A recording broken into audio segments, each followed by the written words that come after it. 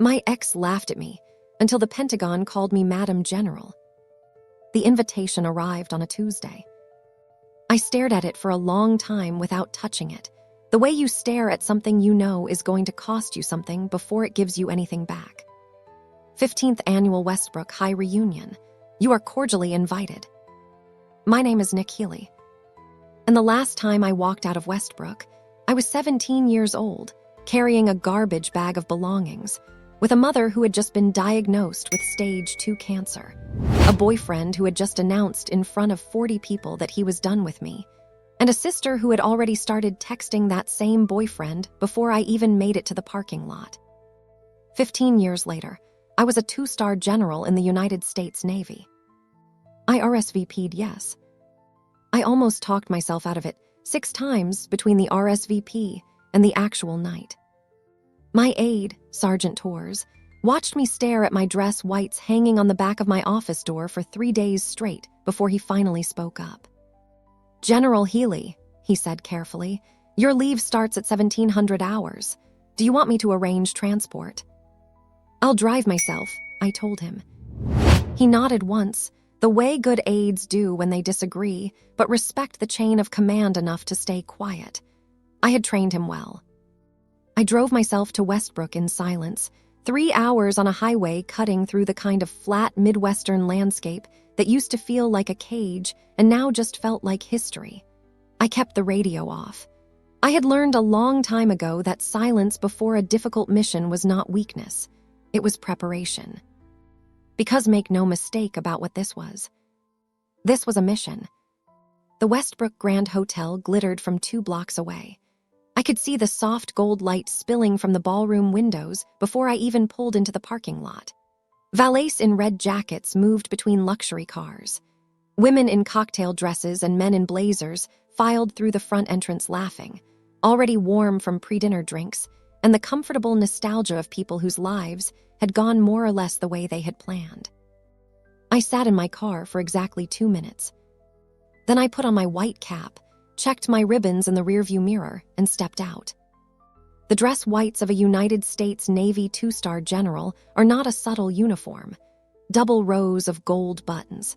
Service ribbons spanning the chest like a map of everywhere I had been and everything I had survived. The rank insignia on my shoulders, quiet and absolute. I walked through the front entrance, and the room changed. Not dramatically, not all at once. It was the way a temperature drops before a storm, gradual and then undeniable. Heads turned. Conversations dipped. Eyes tracked from my face to my uniform and back again, recalculating, searching their memories for the girl they used to know and finding something they hadn't prepared themselves for. I picked up my name tag from the welcome table. Nick Healy, class of 2009. No rank, no title. Just the girl I used to be, printed in cheerful block letters and stuck to a lanyard. I put it on anyway. Claire found me before I even reached the bar. My sister had always had a radar for me, not out of affection, but out of competition. From the time we were children, she had needed to know where I was so she could position herself accordingly. She was 2 years older, blonder, and had inherited our father's easy charm and our mother's talent for making cruelty sound like humor. She looked stunning, I will give her that. A green silk dress that matched her eyes. Hair professionally blown out. A diamond on her left hand that caught the light every time she moved, which I suspected was intentional. Daniel stood 3 feet behind her, a glass of scotch in his hand, watching me with an expression I couldn't immediately name. I would name it later.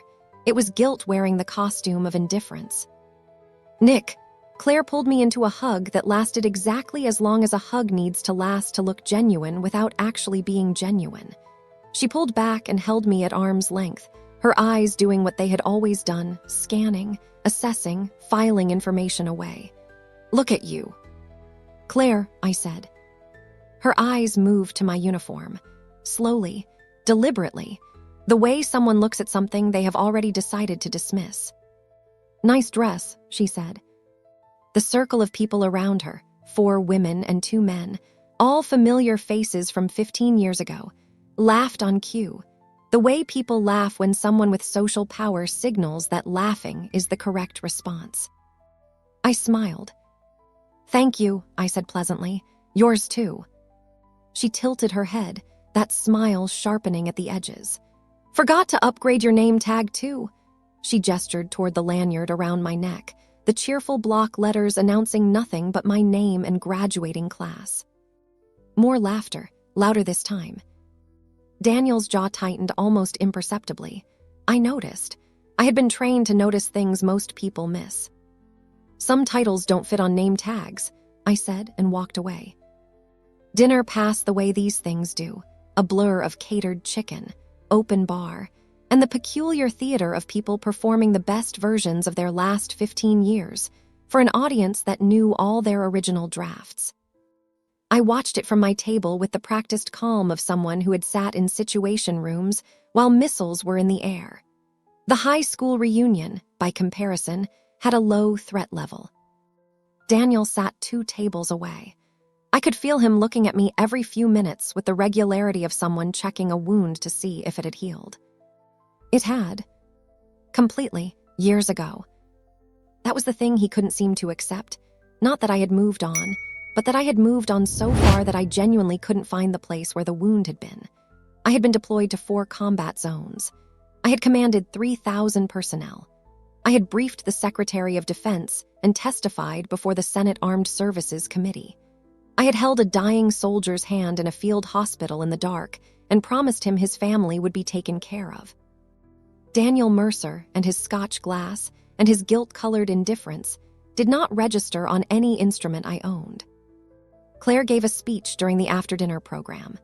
It was well-crafted and funny and warmly received. She thanked the reunion committee, made a few self-deprecating jokes about aging, and sat back down to applause while Daniel squeezed her hand and smiled at her with the performance of a man who had made his choices and was determined to stand by them regardless of the cost. I applauded too. Then I checked my watch. 9:44 p.m. 3 more hours, and I could leave with my conscience clean and my mission complete. I heard it at 9:47 p.m. A sound that doesn't belong in a hotel ballroom. Low at first, almost mistakable for something else, a truck outside, a bass note from a distant speaker, then building. Rhythmic and unmistakable and absolutely certain of itself. The chandelier crystals trembled. Conversations stopped mid-sentence. Every head in the room turned toward the tall windows overlooking the hotel courtyard, where the manicured hedges and decorative fountain were now bathed in the white-blue light of a military helicopter, descending with the kind of deliberate, unhurried authority that does not ask for permission. It touched down at 9:48 p.m. The ballroom had gone completely silent. The double doors at the far end of the room opened 30 seconds later. A young officer in service dress blues stepped through, his posture immaculate, his eyes scanning the room with the trained efficiency of someone who has learned to locate their objective quickly and without drama. His eyes found me. He crossed the room in 12 steps, came to attention in front of my table, and spoke in the clear, carrying voice of someone who has never once been embarrassed by the words coming out of his mouth. "Madam General, I apologize for the interruption. The Pentagon needs you.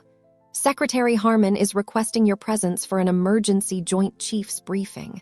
We have a 2-hour window." The silence in that room was the loudest thing I had heard in years. I stood up unhurried, straightened my cap, picked up my clutch. I looked at Claire. She had gone completely pale, the green silk of her dress suddenly making her look less like a woman in command of her world, and more like someone standing in a place she didn't fully understand, watching a door open onto a room she had never known existed. I looked at Daniel. He was frozen in his chair. The Scotch glass in his hand tilted slightly, and I watched a small wave of amber liquid lap against the rim without spilling.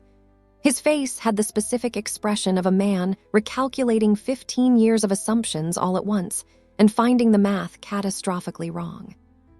I looked at the circle of people who had laughed at my name tag. Not one of them made a sound. I turned back to the young officer. "Thank you, Lieutenant," I said. "I'll follow you out." We walked through that silent ballroom together, my dress whites catching the chandelier light with every step. The sound of my heels on the marble floor the only sound in the room, until we pushed through the double doors, and I felt the night air hit my face. The helicopter blades were still turning. I stopped just outside the doors, turned back once, and looked through the glass at the room I was leaving behind. At the white linen tables and the half-empty champagne glasses, and the faces of people who had spent 15 years believing that the story they told about me was true. I had never needed them to believe a different one. I had simply gone out and lived it anyway. I turned back to the helicopter and walked forward without looking back again, because that is what you do when you have already won. You don't perform the victory. You don't wait for the applause. You simply move to the next mission with the same quiet discipline that brought you to this one. The helicopter lifted at 9:53 p.m. Below me, the lights of Westbrook shrank to something small and distant and completely powerless to define me. They always had been. I had just needed to come back one more time to finally know it all the way down to the bone. If this story moved you, if you have ever been underestimated, dismissed, or laughed at by people who had no idea what you were quietly becoming, then share this story with someone who needs to hear it today. Because the most powerful response to anyone who has ever doubted you is not an argument. It is a helicopter. It is a life so undeniably, unapologetically built on your own terms that the room goes silent without you saying a single word. Nick Healy didn't go back to prove anything. She went back to close a chapter. The Pentagon called because the next one was already waiting. Your chapter is waiting too. Keep building. Keep going. The helicopter is coming. Share this if you believe in rising quietly and arriving loudly.